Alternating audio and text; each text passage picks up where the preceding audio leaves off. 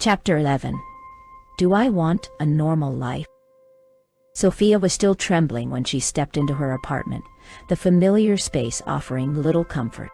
She leaned against the door, her chest rising and falling with deep, uneven breaths.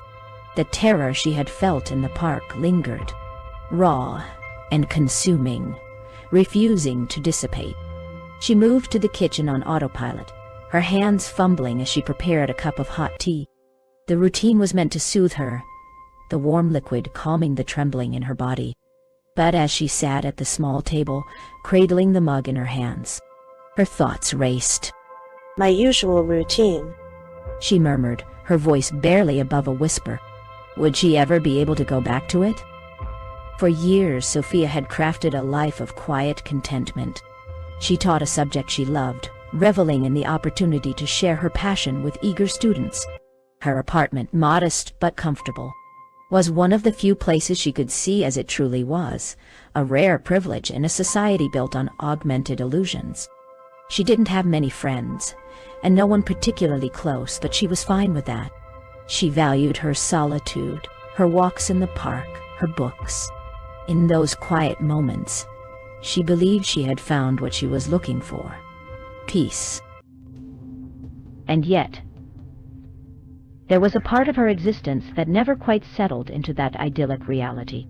A shadow lingered in the corners of her soul, restless and unyielding. It whispered to her, reminding her of truths she tried to bury. The hunger to escape the system, to fight it, had never fully disappeared.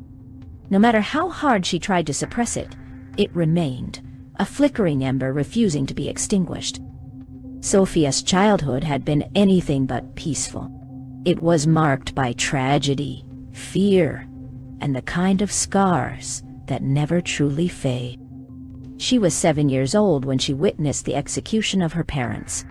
The memory was etched into her mind in horrifying clarity, their lifeless bodies crumpling to the ground, the cold eyes of the officers who had carried out the act. Her parents had been professors at the very college where she now worked. They were passionate, principled people who believed in a better future, a future free from the suffocating grip of the system. But their defiance came at a cost. In secret, her parents had organized meetings among a small group of trusted colleagues, all equally disillusioned with the corporate regime. They had developed a clever system to communicate their dissent. Sophia's mother, a psychologist, and her father, a linguist, had devised an intricate code using visual cues that only made sense within the context of the college. To any outsider reviewing the surveillance footage from their contact lenses, the meeting seemed innocuous, discussions about improving college facilities or enhancing academic programs. But to the initiated, the words carried hidden meanings, a quiet rebellion woven into their conversations. Her parents were careful, almost obsessively so. Only those who had worked at the college for years, who had demonstrated genuine empathy and altruism, were invited to join. Sophia's mother had even created a covert psychological test to vet potential members, a subtle assessment designed to weed out infiltrators and detect false kindness. The system worked well, uncovering those who feigned trustworthiness. But no test was infallible. One day, the fire they had been playing with consumed them. Someone they trusted, someone they had welcomed into their circle, had betrayed them. The authorities descended on them with swift, merciless efficiency. Sophia had been hiding in a storage closet when it happened, peeking through a sliver in the door as her parents were dragged into the courtyard. She had clamped her hands over her mouth to stifle her cries. But the image of her parents' execution burned into her memory. Their fight for a better future ended in blood and silence, leaving Sophia alone in a world that punished those who dared to dream. The betrayal came from someone they trusted, Gianna Davis. A third-year psychology student at the time, Gianna had seemed like the perfect addition to their clandestine meetings. She had a sterling reputation, built on years of volunteering in social programs and aiding those in need. Gianna had passed the psychological test with flying colors, her responses reflecting an impeccable understanding of empathy and compassion. But Gianna's brilliance masked a terrifying truth. She was a fully functional psychopath. Her extraordinary intelligence had allowed her to mimic empathy with such precision that no one suspected a thing. She was incapable of genuine human connection, but she knew exactly how to fake it. The betrayal came swiftly and without warning. Sophia's parents had invited her to her first meeting, a quiet gathering where ideas were exchanged under the veil of coded language. But that had been enough for Gianna to report them to the authorities. That night, as Sophia lay in bed, the world she knew was torn apart. The police breached their home with ruthless efficiency. Officers stormed the house, their faces cold and impassive, as they read out the charges. The sentence, they declared, had already been handed down. There would be no trial, no chance for defense. Sophia's parents didn't resist. They simply stood tall, holding each other's hands as they were led into the living room. The officers showed no hesitation. Raising their semi-automatic weapons, they unleashed a hail of bullets, executing Sophia's parents in front of her. Sophia's screams echoed through the house, her small body trembling as she cowered in the corner. But her horror was magnified by the officers' twisted smiles. They were enjoying it, the act of ending two lives in cold blood. Something inside Sophia shattered that night. A part of her that had once been whole, innocent, was irreparably broken. For 2 years, Sophia didn't utter a single word. The media painted her parents as dangerous radicals, enemies of the state who sought to destroy the fabric of their perfect society. Sophia, now an orphan, became a cautionary tale, a living symbol of what awaited the children of dissenters. She was sent to one of the city's harshest orphanages, a place where cruelty was policy. The food was barely edible, the rooms cold and unwelcoming, and the strict religious staff saw punishment as a form of salvation. The orphanage used Sophia as an example, a constant reminder of the dangers of deviating from the system's approved message. But none of this compared to the torment in Sophia's own mind. For 2 years, she was trapped in a relentless loop of horror and hate. Every night, she relived the execution, the sight of her parents' lifeless bodies, the smug satisfaction on the officers' faces. The loop consumed her, feeding her anger, her grief, and her despair. She hated everything. She hated her parents for their defiance, for risking everything for their ideals. She hated them for leaving her alone, for dooming her to the orphanage. She hated herself for surviving. But above all, she hated the police, the monsters who had taken her parents from her with such callous joy. It took years for her to claw her way out of the mental prison she had built. No one came to save her. No hand reached out to pull her from the darkness. She realized, painfully and slowly, that if she wanted to survive, she would have to save herself. Sophia emerged from her silence with a new resolve. She would not follow in her parents' footsteps. She would not fight the system, would not sacrifice herself for ideals that couldn't protect her. She decided to adapt, to blend in, to embrace the system as much as she needed to in order to live a quiet, simple life. She buried her anger, her hatred, and her pain, locking them away in the darkest corners of her mind. Sophia threw herself into her studies with single-minded determination. The orphanage offered few opportunities, but she seized every one with an intensity that set her apart from her peers. While the other children accepted their bleak reality, Sophia focused on building a future, using knowledge as her shield and weapon. Her relentless effort paid off. By the time she graduated, she had earned the highest history scores in the country, a distinction that opened a door to a prestigious scholarship. When the opportunity came, she didn't hesitate. She walked through that door with resolve, determined never to look back. At university, Sophia found her calling in a niche but growing field: the history of technological evolution. It was an area few had ventured into, making it a perfect avenue for someone like Sophia, ambitious, intelligent, and wary of drawing too much attention. Specializing in this field allowed her to delve deeply into the system's inner workings under the guise of historical research. Her interest wasn't purely academic. Every paper, every study, every archived document brought her closer to understanding the system that had taken everything from her. She didn't seek revenge, she sought survival. If she understood the system better than anyone, she could avoid her parents' fate. Her dedication didn't go unnoticed. Sophia excelled so thoroughly in her work that she gained access to the most sensitive documents related to technological history. To her astonishment, it seemed that someone high up in the corporate hierarchy had taken an interest in preserving the narrative of technological progress. They wanted history to remember the system's advancements as noble and necessary, and Sophia delivered exactly what they wanted. She became a master at weaving the corporate-approved story into her research, presenting the evolution of technology as an unequivocal good. Her work was flawless, so perfectly aligned with the system's messaging that those in power grew to trust her implicitly, so much so that they overlooked the extraordinary gift they had given her. Sophia was granted a privilege few human beings ever received: the ability to completely disconnect from the system by turning off her contact lenses. It was an oversight, a remnant of her high-level access, but she had learned early on not to draw attention to it. She used the gift sparingly and with great caution, only when she was utterly alone. Inside her apartment or walking in the park, did she dare to disconnect?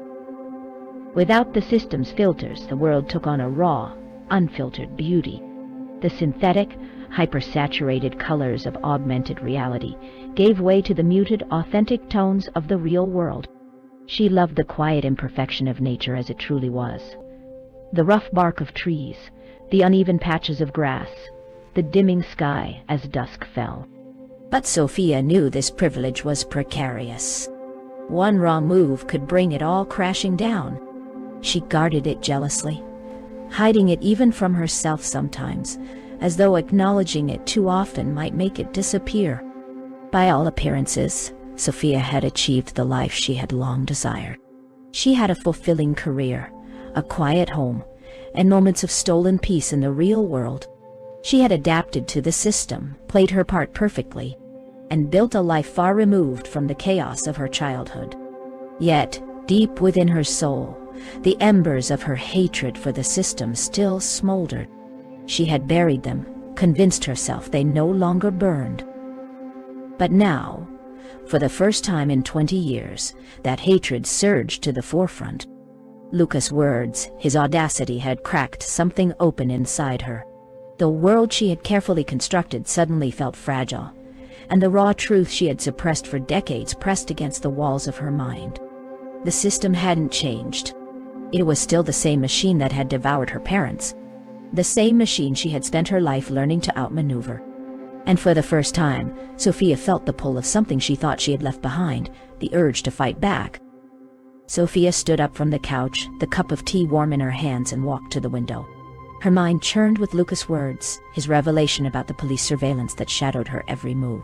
The thought of being a target sickened her, a bitter wave of nausea rolling through her. She had worked so hard, so carefully, to avoid this exact fate. She stared out at the quiet street below, her reflection faintly visible in the glass. The police officer could be anywhere, blending into the shadows or feigning casual disinterest in the crowd. The system was always watching, always ready to chew up anyone, good or bad. Sophia understood this harsh truth all too well. The same meticulous path she had walked to become the perfect citizen, to blend into the system, had also painted a target on her back. There was no escaping it. The system would always be there, omnipresent and hungry, devouring anyone who strayed too far from its script. Her fingers tightened around the cup, but she didn't close the curtains. A simple act of caution like that could trigger unwanted suspicion. She knew better. She had to keep playing her role, the part of the compliant, upstanding citizen who had nothing to hide. But as she stood there staring into the dimly lit street, she felt something stirring inside her. Something unfamiliar, yet achingly powerful. Was it hope? Lucas' words had awakened more than just her simmering hatred for the system. They had sparked the faintest glimmer of possibility. Sophia had always known about the people living outside the system. In those terrible days after her parents' execution, she had imagined joining them, leaving everything behind. Rumors about the underground had reached her ears. Whispers of communities untouched by the surgical implants, where people lived free from the system's oppressive gaze. Those born into the underground were spared the contact lens procedure, their freedom protected from birth. But there were also those who had once been part of the system, people who had chosen to remove their lenses. The thought sent a shiver down her spine. Removing the implants often came at a steep price. Blindness, irreversible damage, even death. Yet some had survived, their sight intact, emerging as true rebels in a world of submission. Sophia had never had the courage to take that step, even in her darkest moments. She couldn't bear the risk, the pain, the unknown. But that didn't stop the pang of envy she felt for those who had. They didn't have to act, didn't have to perform for a society that demanded perfection while delivering none of it. That night, sleep evaded her. She lay in bed, staring at the ceiling, her thoughts a relentless tide pulling her in different directions. The internal struggle she had buried for years refused to stay hidden. It had stepped forward, louder and more urgent than ever. But now, it wasn't just anger and grief that filled her. There were new elements in the mix, new factors she couldn't ignore. She wasn't alone anymore. Lucas' presence, his words, had shifted something fundamental in her understanding of the world. And he had spoken of payback. The idea took root, unbidden but powerful. For years she had fought to keep her hatred contained, to smother the fire before it consumed her. But now, that fire burned brighter than ever. What if she could fight back? What if she could wipe away the smug smiles of the officers who had killed her parents? What if she could stop others from enduring the same pain, the same loss? Her heart pounded as the thoughts grew louder, more insistent. The system had taken everything from her. It was time to take something back. That night, Sophia didn't sleep. But for the first time in years, she began to dream. Sophia arrived at the meeting point, her heart pounding with a mixture of fear and determination. She had followed Lucas' instructions to the letter, ensuring no one could track her movements. As she stepped into the shadowed alleyway, she paused, scanning her surroundings. Satisfied that no eyes were on her, she took a deep breath and disconnected her contact lenses. The world shifted immediately, the vibrant overlays and synthetic colors vanishing to reveal the raw, unfiltered reality beneath. The faint stench of the sewer hit her as she descended, but she pressed on. This was her choice, and there was no turning back. Luca was waiting for her near the maintenance door, his figure barely illuminated by a flickering overhead light. He nodded silently as she approached, then gestured for her to follow him. Still wordless, he led her into the maintenance room. Once inside, he removed a panel in the wall, revealing a narrow passage.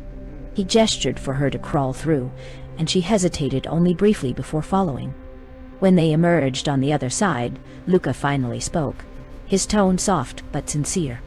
"I really want to thank you for giving us this chance," he said, extending a hand to help her up. Sophia accepted the gesture but remained silent, her body tense, her mind wary. They walked in silence through a dimly lit corridor, the sound of their footsteps echoing faintly against the damp walls. Sophia's unease grew with every step, but she kept moving forward, drawn by a mix of curiosity and the desire to see what lay beyond. When they finally reached the underground village, Sophia stopped in her tracks, her eyes widening at the sight before her. At the entrance stood a man with a warm, weathered face. His demeanor was calm, his presence grounding. He greeted her with a gentle smile, clearly trying to put her at ease.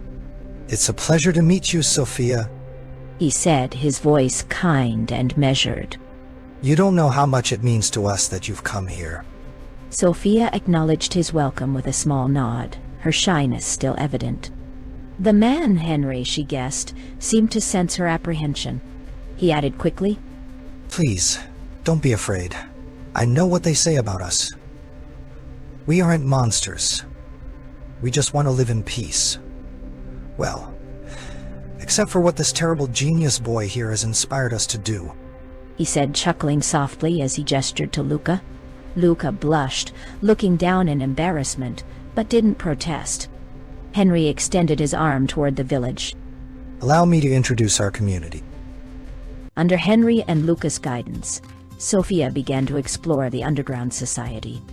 For the first time in her life, she saw people living without the shadow of the system looming over them. The narrow streets were lined with simple huts constructed from salvaged wood and metal, their modesty a stark contrast to the opulence of the world above. Children played freely, their laughter echoing in the cavernous space. Adults moved with purpose, but without the tension that came from constant surveillance. Sophia's eyes lingered on the families, the pure, unfiltered love between parents and their children. It struck her how different this was from the hollow, staged interactions she had seen through the augmented reality filters above. Here, happiness wasn't projected or fabricated. It was real. Little by little, Sophia began to relax. The tension in her shoulders eased, and she even allowed a shy smile to break through when a child approached her, wrapping her in a warm, sincere hug. Saying Sophia's growing comfort, Henry and Luca exchanged a glance and led her to a modest hut near the village's center. Inside, the room was cozy, lit by the soft glow of a handmade lantern. Henry gestured for her to sit, offering her a cup of herbal tea. It's time we talked. Henry began, his tone shifting slightly, becoming more serious. We want to know what drove you to take this step, and we want to talk about what comes next. Sophia hesitated, her fingers curling around the warm cup, its heat anchoring her. She took a deep breath, knowing this conversation would change everything. For the first time in her life, she could freely explain her internal struggle. Her world was about to move forward, away from the pain and into the unknown. Luca had laid out every detail, explaining the critical importance of accessing the documentation on the microchip. Without it, there was no path forward, no way to break through the system's highest levels of security. As he finished, Sophia sat quietly, her mind processing the enormity of what he was asking. She understood the stakes all too well. Her work as a tech historian had given her a unique insight into the microchip's sophisticated authentication system.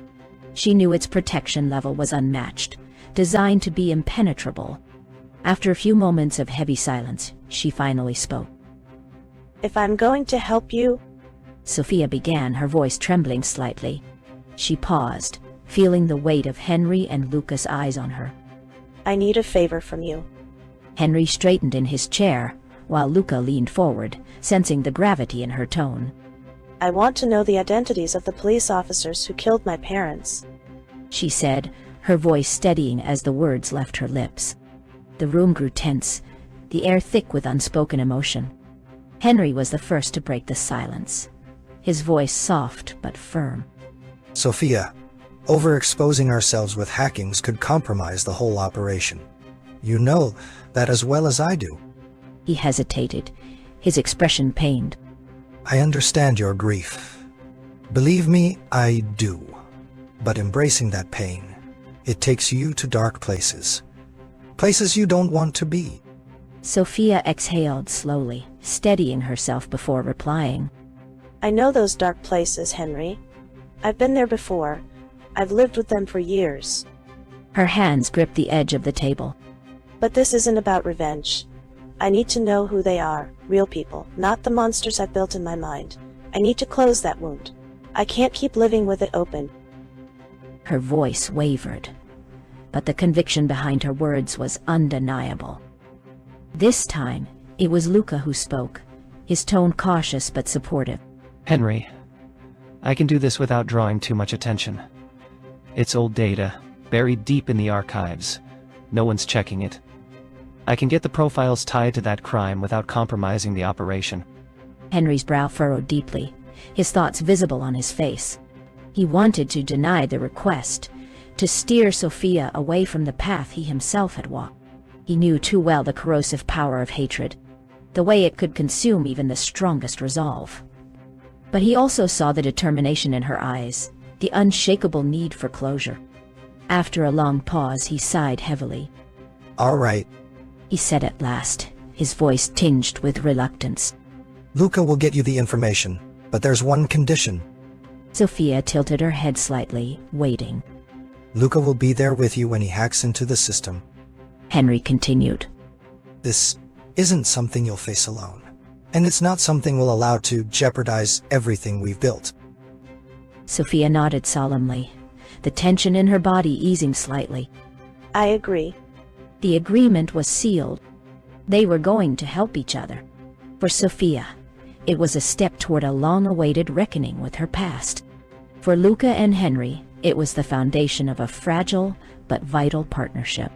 The stakes were higher than ever, but for the first time, they faced them together.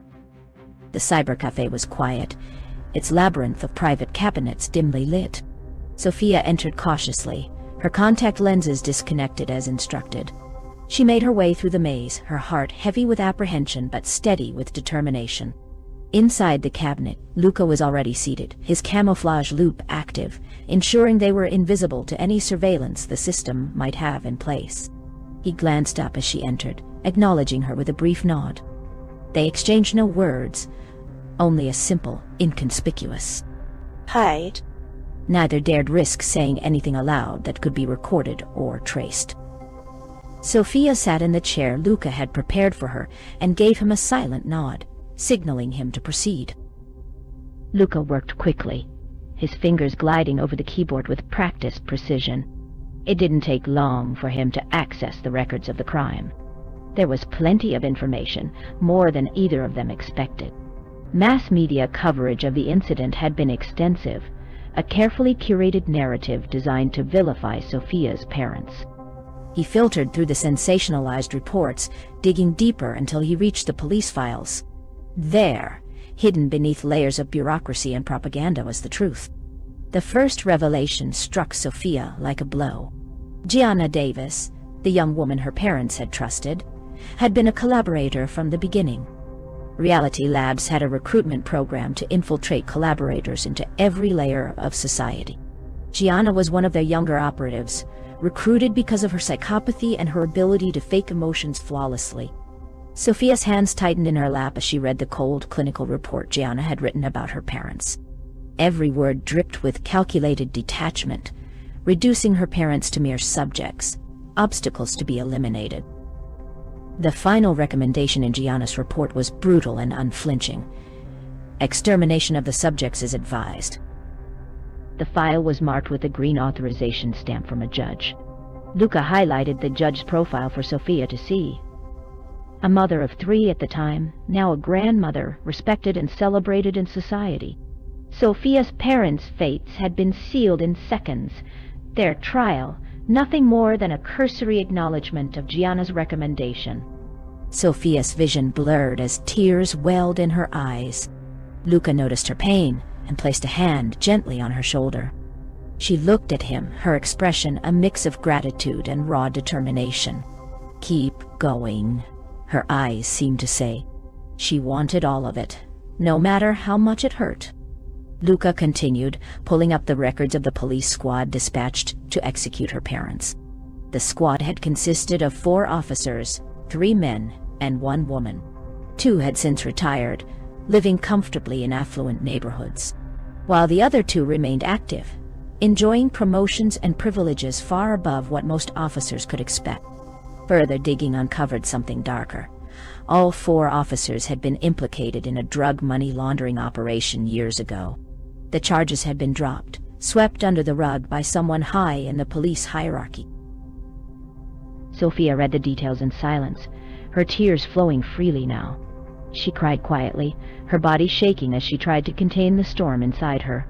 For those responsible, the murder of her parents had been nothing more than a routine task. A day's work. A job they had relished. Luca paused, then typed a message on the screen for Sophia to read.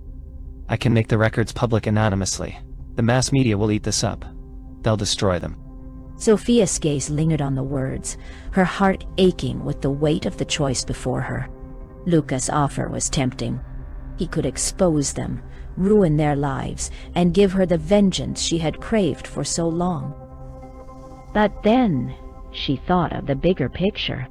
She thought of the system, the machine that had orchestrated all of this, that continued to grind countless lives into dust.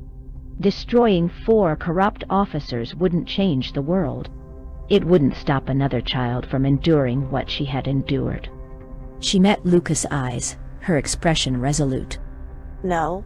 She said softly. Her voice was steady now, the trembling gone. Luca blinked in surprise but didn't argue.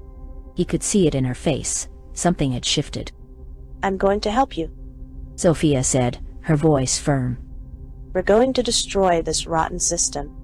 The mission had become hers,